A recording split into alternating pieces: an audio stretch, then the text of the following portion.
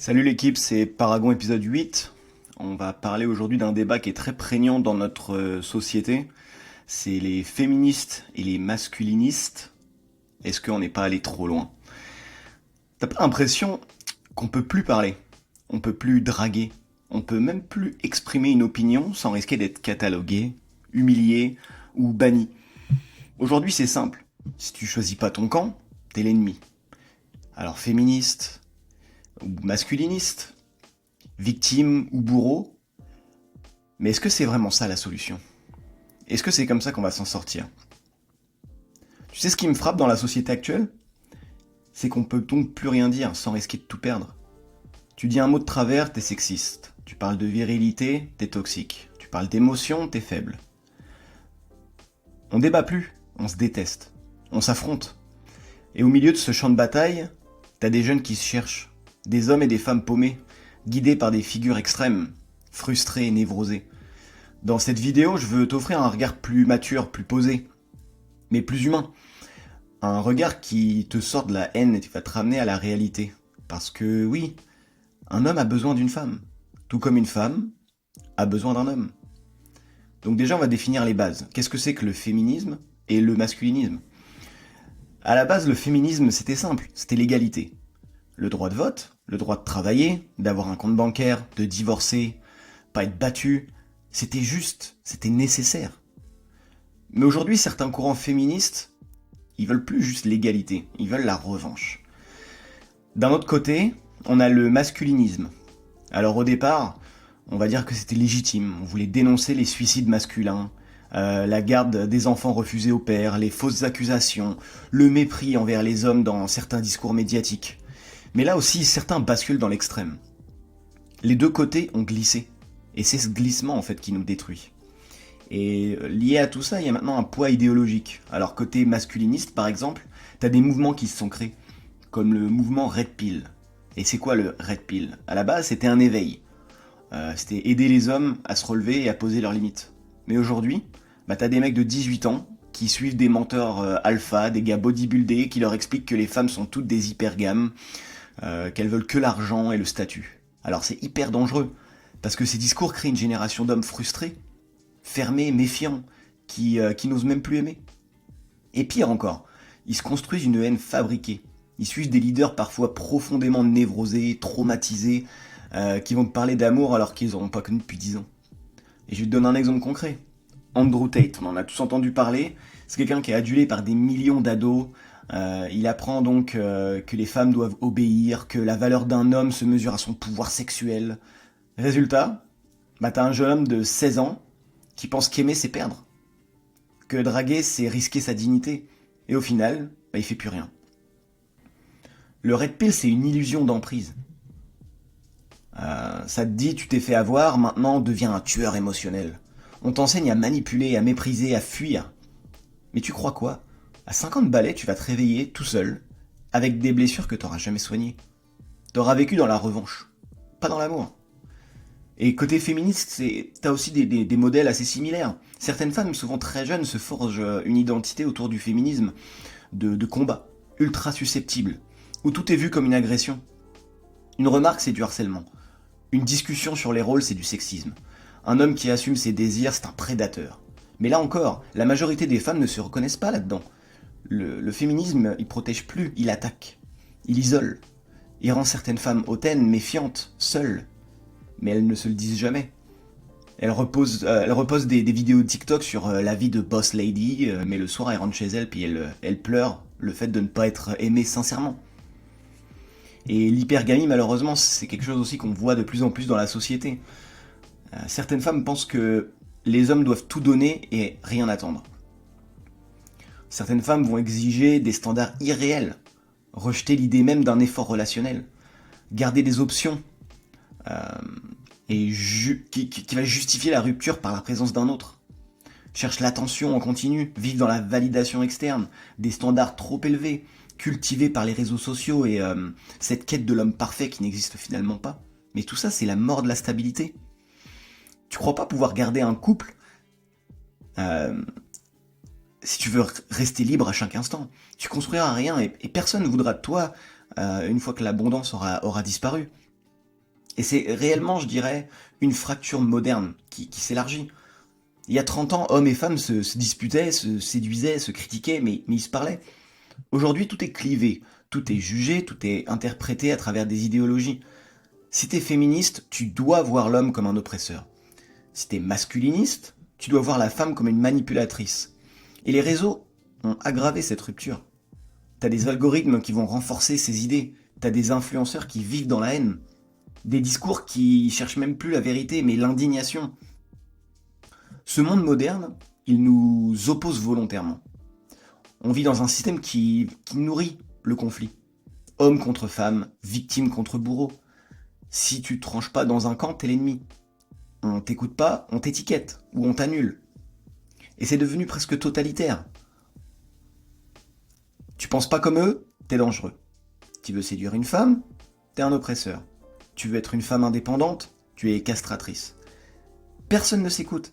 Les algorithmes t'enferment dans une bulle idéologique.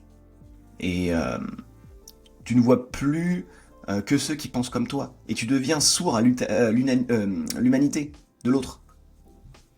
Et il y a des enjeux réels qui sont cachés derrière le débat. Par exemple, côté femme, il y a une pression énorme pour réussir seule. Un rejet croissant de la vulnérabilité qui va être assimilé à de la faiblesse. Une hypergamie assumée. Vouloir un homme au-dessus, mais ne jamais redescendre ses standards.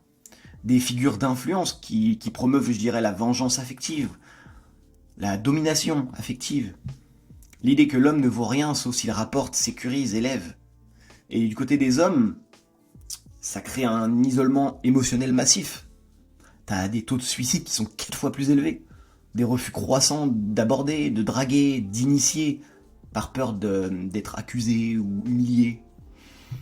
Consommation, je dirais, toxique de contenu red pill, et on le voit sur beaucoup de vidéos, qui vont te dire que les femmes sont des manipulatrices, ne montrent pas tes émotions, soient un alpha. Des jeunes de 14-15 ans qui idolâtrent des hommes brisés, frustrés, qui leur promettent une espèce de revanche. Tu sais ce que ces mentors ils vendent? Ils te vendent de la haine, et une haine bien emballée. Et là, t'as aussi des statistiques qui font mal. 63% des hommes entre 18 ans et 29 ans ne sont pas en couple. Une femme sur deux dit ne pas rencontrer d'homme à sa hauteur. 45% des jeunes avouent ne plus draguer du tout. Pourquoi? Par peur du rejet, de l'humiliation publique. On préfère les applis, le silence, la solitude plutôt que le risque. Mais tu sais ce que ça crée? Ça crée une génération frustrée, anesthésiée, froide. La drague, elle est mourante. Et c'est un problème. Aborder quelqu'un aujourd'hui, c'est dangereux. Si t'es trop confiant, t'es un harceleur. Si t'es trop timide, t'es un loser. Résultat, personne n'ose. On laisse les algorithmes choisir à notre place. On swipe, on ghost, on consomme. Et on s'étonne que plus rien ne dure. Je veux dire, un homme sur deux dit avoir peur d'aborder une femme par crainte d'être accusé ou humilié. La majorité des hommes pensent que c'est même plus à eux de faire le premier pas. Alors maintenant, ajoute à ça aussi les vidéos des femmes qui ridiculisent les approches maladroites, les humiliations publiques sur des TikTok ou autres, les tests de loyauté. On crée une génération aussi d'hommes invisibles. Et le pire, c'est que les femmes s'en plaignent aussi, parce qu'elles vont dire qu'il y a plus d'hommes, de vrais hommes. Mais non, ils sont là. Ils ont juste appris que aimer, c'est risqué. Et la vérité brutale, je dirais que, à force de vouloir prouver qu'on a besoin de personne, on finit vraiment seul. À force de croire que l'amour c'est un rapport de force, on devient incapable d'aimer. Donc tu veux vraiment devenir cette personne qui a tout repoussé par peur d'être blessé? Tu veux vraiment finir ta vie à justifier ton vide par des slogans pseudo-philosophiques de TikTok? Tu crois qu'une vie sans attachement c'est la liberté? Eh ben non, c'est l'abandon de toi. Et il y a des tas de clichés aussi qu'on trouve partout, qui tuent aussi cette image. C'est tous les mêmes. Elles veulent que l'argent. Les hommes veulent pas s'engager. Les femmes deviennent des hommes. Ces phrases, c'est des boucliers, on s'en sert juste pour éviter de souffrir, mais à force de se protéger, on construit plus rien. Donc tu veux de l'indépendance, bravo, mais à quel prix? À force de clamer qu'on a besoin de personne, on finit vraiment seul. Et à 40 ans, on se retourne, on n'a pas de vraie relation, on n'a pas d'amour construit, on a une vie fade et sans intérêt. Ce que tu suis sur les réseaux, ce que tu consommes chaque jour, construit ta vision du monde. Donc regarder des mecs brisés qui parlent de femmes comme des sorcières, ouais, tu finiras parano. Si tu suis des femmes aigries qui voient tous les hommes comme des dangers, bah tu deviendras froide. On a mis des influenceurs brisés sur des trônes et on boit leurs conseils comme si c'était des saints. Mais leur mission, c'est pas de te guérir, c'est de fidéliser ta souffrance. Et ça a un impact sur la société parce qu'on est en train de tout perdre. On perd la nuance, on perd le dialogue, on perd la tendresse, on perd la capacité d'admirer, d'écouter, de construire. Homme comme femme, on devient nos propres bourreaux en fait. À force d'exiger la perfection de l'autre, on oublie de se rendre aimable. Et au bout du chemin, bah, ça mène à la solitude, à l'amertume et à une guerre des genres. Et les vrais enjeux, je dirais que c'est que les hommes sont en crise identitaire, et les femmes aussi. Les deux souffrent, mais au lieu de se parler, bah, ils se rejettent. Et ce qui fait le plus mal à un homme aujourd'hui, c'est surtout de plus se sentir utile. Et ce qui fait vraiment souffrir une femme aujourd'hui, c'est de pas se sentir respectée. Elle est plus choisie pour ce qu'elle est, mais pour ce qu'elle affiche. Les deux genres sont vraiment en train de perdre la magie de la rencontre. Par quoi ? Parce qu'on a tout intellectualisé, tout contrôlé, et on veut tout comparer. Donc là, pour le mot de la fin, c'est sûr qu'à force de vouloir avoir raison, on oublie ce qu'on voulait vraiment. C'est être aimé, respecté, entendu. Ce monde, j'ai l'impression c'est devenu un ring. Mais personne ne gagne dans ce combat. Le féminisme extrême, il t'empêche d'aimer sans méfiance. Le masculinisme extrême, il t'empêche d'aimer sans calcul. Et toi, tu veux quoi, concrètement ? Bah, tu devrais juste être toi, en fait. Pouvoir parler, approcher, construire. Alors essaie de sortir de ce jeu. Te laisse pas définir par ces voix blessées qui crient plus fort que les autres. Tu veux une relation ? Apprends à voir l'autre sans idéologie, avec respect, avec clarté. Tu veux être heureux ? Alors accepte d'être vulnérable, d'être rejeté, d'échouer, mais reste humain. Parce qu'à la fin, tu gagneras pas d'avoir essayé d'aimer. Tu regretteras juste d'avoir eu peur toute ta vie à cause des autres. Alors il est temps qu'on arrête de s'accuser, de se cracher dessus, de se mépriser. Assez avec toutes ces figures toxiques qui te vendent leur névrose comme une solution. Pourquoi ? Parce que t'as pas besoin d'être une caricature. T'as pas besoin de te venger de l'autre pour guérir. T'as pas besoin de t'isoler pour te sentir puissant. Le vrai respect, c'est pas dans la soumission.